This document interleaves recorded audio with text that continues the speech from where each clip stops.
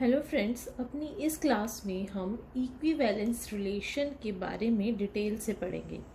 Equivalence relation is one of the most important type of relation. इसके ऊपर based exam में questions आते ही आते हैं, तो आप इसको ज़रा ध्यान से पढ़िए और कोई भी डाउट हो इक्विवेलेंस रिलेशन से रिलेटेड उसके क्वेश्चन सॉल्विंग में आप वीडियो के नीचे कमेंट कर सकते हैं, अपने डाउट हमें बता सकते हैं, जो कि हम आने वाली क्लासों में सॉल्व करेंगे। तो चलिए स्टार्ट करते हैं इक्विवेलेंस रिलेशन। तो चलिए एक बार फिर से इक्विवेलेंस रिलेशन की डेफिनेशन रिवाइज कर लेते हैं। A relation R on a set A is said to be equivalence relation if and only if it satisfies these three conditions. First condition is the relation is reflexive, that is A belongs to R for all A belongs to A, meaning thereby every element of a relation is related, every element of A is related to itself by the relation R. Next is symmetric, that is B belongs to R implies BA belongs to R, meaning thereby if A is related to B, then B is related to A for all AB belongs to A. Third is transitivity, meaning thereby AB belongs to R, ordered pair AC belongs to R implies AC belongs to R. यानी कि A is related to B and B is, sorry यहाँ पे B है, if A is related to B and B is related to C, then this implies A related to C for all A, B, C belongs to A. This condition is if and only if, meaning if it is an equivalence relation, these three conditions is satisfied. If these three conditions are satisfied, then the relation is said to be equivalence relation. ठीक है, ये तो हमारी definition हुई। अब equivalence relation के बारे में हम कुछ इंपॉर्टेंट पॉइंट्स यहाँ पे डिस्कस करेंगे। तो चलिए देखते हैं। जो फर्स्ट पॉइंट है वो ये है, N equivalence relation on a set A partition the set A into pair wise disjoint subset. These disjoint subset are called equivalence classes determined by relation A. Meaning thereby, suppose I have this set A. ठीक है, तो ये जो equivalence classes होगी, suppose इस set A के अंदर 5 equivalence classes है, तो 5 equivalence classes का मतलब है ये set 5 disjoint set में बटा हुआ है, 1, 2, 3, 4 and 5 pair wise disjoint subset. Suppose इसको मैं ले लेती हूँ X, Y, Z, P, Q, यानी ये सेट A जो है ये 5 सबसेट में बटा हुआ है, and each subset X, Y, Z, P, Q, इसके अंदर हमने रिलेशन डिफाइन किया हुआ है। ये जो ईच सेट है ये एक इक्विवेलेंस रिलेशन को सेटिस्फाई करता है। क्लियर है? Since it is a pairwise disjoint subset, meaning thereby अगर मैं इन सारे सबसेट की यूनियन ले लूं तो ये मेरा इक्वल होगा सेट ए के। Since it is a disjoint यानी any two set, intersection of any two set is empty.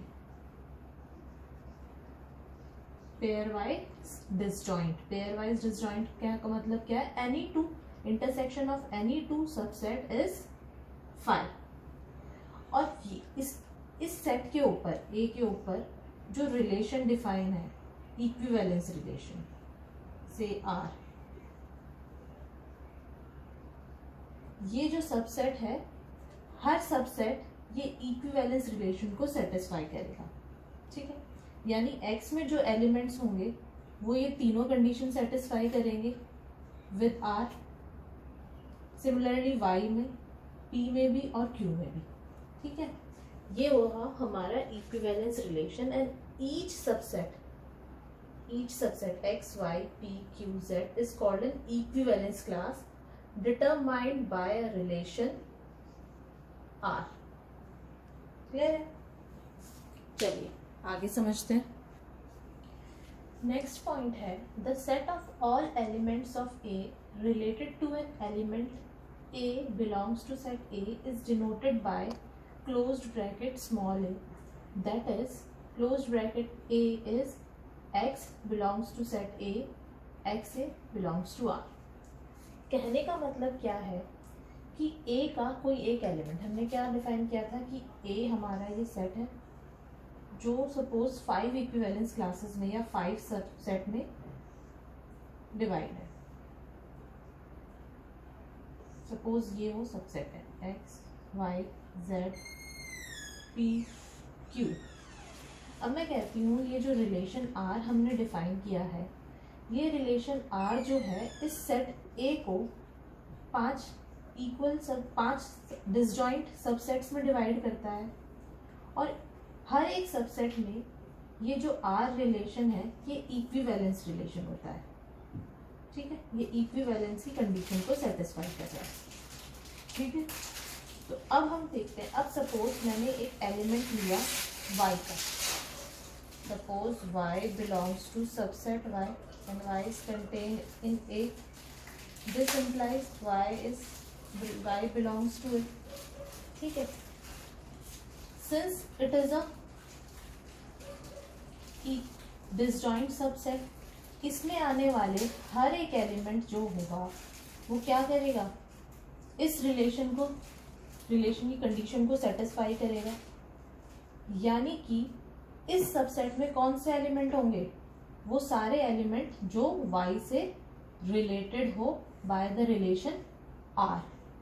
तो मैं ये वाला जो सबसेट है इसको कैसे डिनोट करूंगी,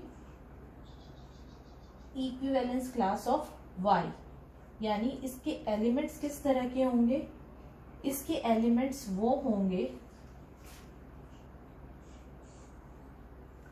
A के such that x is related to y by the relation r।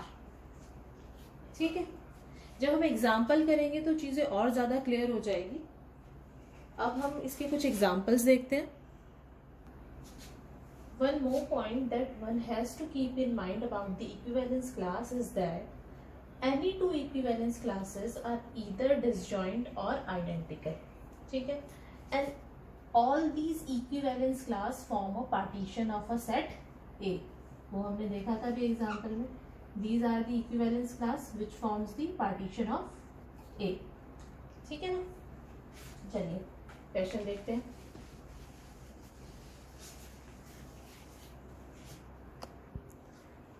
सो हमारा फर्स्ट क्वेश्चन है, show that the relation defined on a set A of all triangles in a plane as T1 T2 where T1 is similar to T2 is an equivalence relation। यानी हमें एक set दिया हुआ है ए किस चीज का सेट है, set of all triangles in a plane. Relation क्या डिफाइन किया हुआ है, रिलेशन डिफाइन किया हुआ है T1 T2, यानी अगर ये एलिमेंट, ये ऑर्डर्ड पेयर का एलिमेंट R में आता है then T1 is similar to T2। यानी A हमारा सेट हो गया, set of all triangles in a plane, relation R that is a subset of A cross A is defined as ordered pair T1 T2 where T1 is similar to T2। This is the question। हमें prove करना है कि ये जो relation है ये equivalence relation है। ठीक है, कंफ्यूज मत होना, relation is nothing but a subset. हमें ये प्रूव करना है कि इसके जो एलिमेंट है इस टाइप की ऑर्डर्ड पेयर, ये इक्विवेलेंस क्राइटेरिया को सेटिस्फाई कर रहे हैं। चलिए स्टार्ट करते हैं। फर्स्ट कंडीशन क्या होती है इक्विवेलेंस की, रिफ्लेक्सिव। ठीक है, तो टू प्रूव रिफ्लेक्सिविटी में हमें क्या प्रूव करना होता है, टू प्रूव सो रिफ्लेक्सिविटी में हमें क्या प्रूव करना है कि every triangle is related to itself, meaning thereby every triangle is similar to itself. Relation क्या डिफाइन है? सिमिलैरिटी का। हमें पता है, सिंपल है, we know that every triangle is similar to itself. This implies T belongs to ordered pair T belongs to R for all T belongs to A. यानी triangle is related to itself for all triangles belongs to set A. First condition satisfy हो गई। Second है symmetry. Symmetry में हमें क्या prove करना है? If T1 T2 belongs to R, then T2 T1 belongs to R। चलिए start करते हैं। For all T1 T2 belongs to A। चलिए स्टार्ट करते हैं। T1 T2 belongs to R। This implies T1 is similar to T2। This implies T2 is similar to T1, यानी triangle T1 is similar to triangle T2. It means triangle T2 is similar to triangle T1. This implies T2 T1 belongs to R। तो symmetry भी हमारी prove हो जाती है। Next बचता है reflexivity.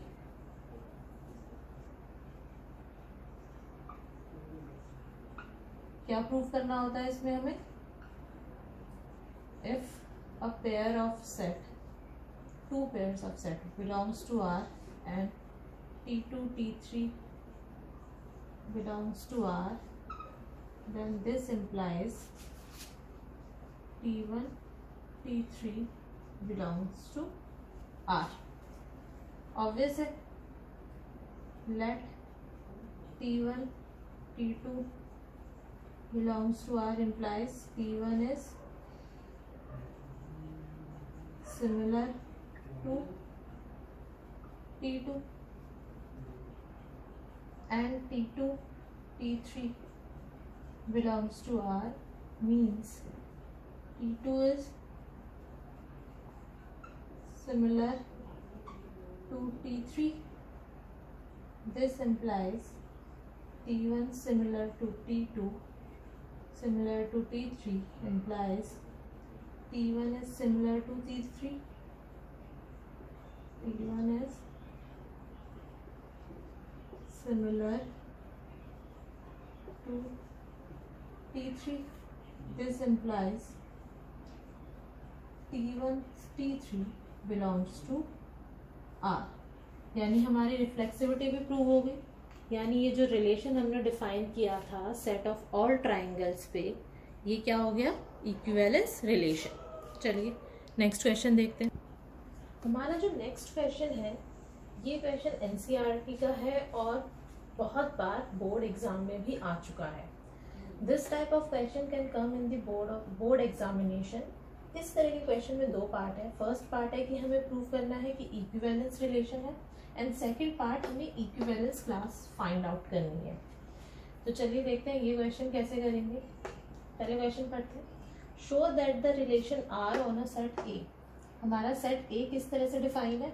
X belongs to integers and these integers are positive and less than 12। यानी हमारा सेट ए क्या है? 1 2 3 4 अप टू 12। ये हमारा सेट है ए। हमें रिलेशन दिया हुआ है ordered pair a b such that difference of these two absolute difference is a multiple of 4। यानी mod of the difference of these two elements is a multiple of 4। ये हमें क्या दिया हुआ है? इक्विवेलेंस, ये हमें दिया हुआ है रिलेशन। हमें प्रूव करना है कि ये जो रिलेशन है ये इक्विवेलेंस रिलेशन है। चलिए पहले फर्स्ट पार्ट प्रूव करते हैं। तो इक्विवेलेंस प्रूव करने के लिए फर्स्ट हमें क्या प्रूव करना है? Reflexivity.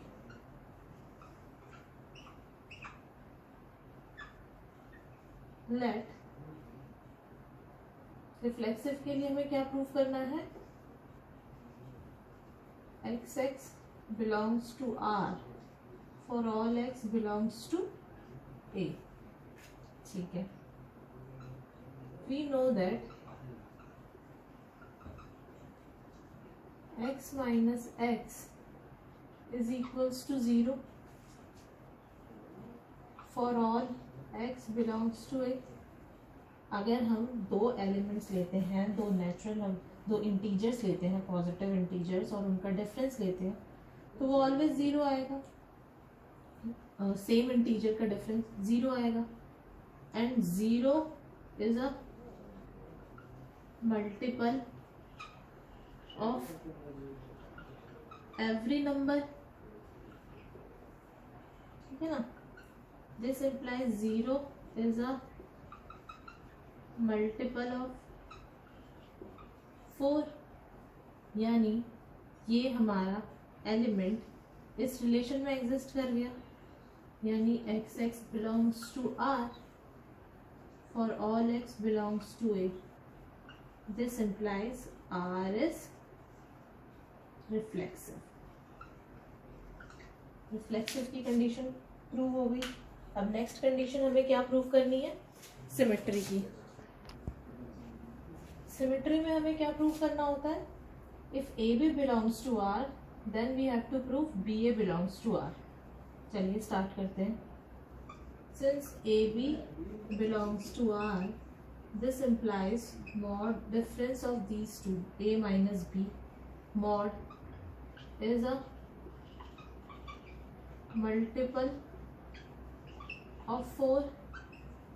This implies is equals to 4 lambda for some lambda belongs to natural number, sorry whole number लिख लीजिए, ज़ीरो भी हो सकता है।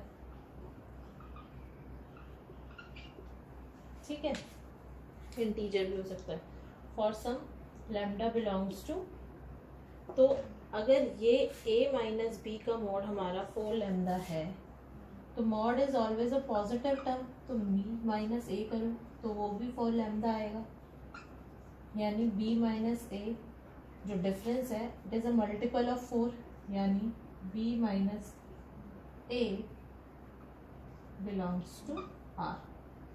This implies b minus a is a multiple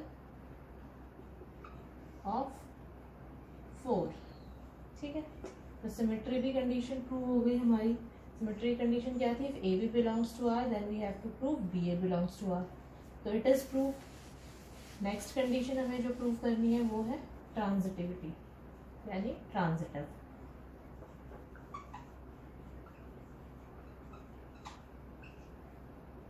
transitivity में हमें क्या प्रूव करना होता है? If A b and b c these two elements belongs to R, to prove AC belongs to R, है ना? चलिए स्टार्ट करते हैं। Since AB belongs to R implies A minus B is a multiple of 4. This implies A minus B is equals to 4 lambda for some lambda.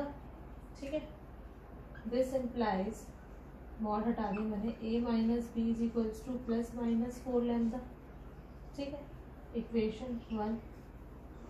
Similarly B C belongs to R implies B minus C is a multiple of 4 implies b minus c mod is 4 mu for some mu। ठीक है, this implies b minus c, अगर मैं absolute value हटा दूँ, this is plus minus 4 mu, ठीक है ना, second condition. अब मैं क्या करती हूँ, फर्स्ट एंड सेकेंड को प्लस कर देती हूँ, 1 plus 2, sum of two multiples is also a multiple of 4, this implies, अब हमारे पास क्या है, a माइनस बी 4 का मल्टीपल है, b माइनस सी 4 का मल्टीपल है, इन दोनों का अगर मैं सम करती हूँ तो sum will also be a multiple of 4। देखिए कैसे, a minus B plus b minus C is equals to plus minus 4 lambda plus minus 4 mu, ठीक है, which is equals to a minus C is equals to plus minus 4 lambda, ठीक है, plus minus, sorry ये इस तरह से देखिए, तो ये हमारा क्या आ जाएगा, 4 बाहर ले लूँ तो plus minus lambda plus minus mu, it means a minus C is a multiple of 4। अब इसका अगर मैं मॉड ले लूँ तो ये एब्सोल्यूट वैल्यू होगी, एब्सोल्यूट वैल्यू बोले तो for some k where k is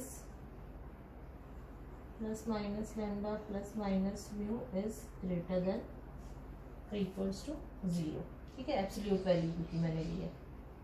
this implies AC belongs to R, transitivity भी प्रूव हो गई, यानी given relation is a equivalence relation. अब हम नेक्स्ट पार्ट पे चलते हैं, find the set of all elements related to 1 that is equivalence class of 1। अब हमें फाइंड करनी है इक्विवेलेंस क्लास ऑफ 1, ठीक है, यानी all those elements which is related to 1, ठीक है, तो let x be an element of A that is x belongs to A such that x1 belongs to R, यानी x is related to 1, ठीक है, this implies x minus 1 is a multiple of 4 on set A. This implies x minus 1 mod is either 0 or 4 or 8 or 12, ठीक है, this implies since we have to consider only the positive value, क्योंकि यहाँ पे positive numbers हैं, हम क्या करेंगे, x minus 1 should equal to 0 or 4 or 8 और 12, तो x की वैल्यू कौन कौन सी आ जाएंगी, 1, 5 एंड 9। 13 जो है वो हम नहीं लेंगे क्योंकि 13 जो है हमें इस सेट के अंदर वो एलिमेंट्स निकालने हैं जो 1 से रिलेटेड हो। 13 does not belongs to A, ठीक है ना, since 13 does not belongs to A, तो 13 वैसे कंडीशन सेटिस्फाई करेगा लेकिन वो A के अंदर बिलोंग नहीं कर रहा, तो A के अंदर अगर हमें इक्विवेलेंस क्लास निकालनी थी 1 की, तो वो कौन कौन सी होगी, 1, 5 एंड 9। तो x की वो all those elements which is related to 1 और इक्विवेलेंस क्लास ऑफ 1, वो कौन कौन से एलिमेंट्स हो गए, 1, 5 एंड 9। इस तरह के क्वेश्चन बेसिकली आपसे एग्जाम में पूछे जा सकते हैं, तो इनकी प्रैक्टिस करना ज़रूरी है। आज के टॉपिक से रिलेटेड आपका कोई भी डाउट हो या कोई भी क्वेश्चन हो, कोई और क्वेश्चन हो, आप कमेंट सेक्शन में लिख के बता सकते हैं, हम उसकी एक अलग से क्लास लेंगे।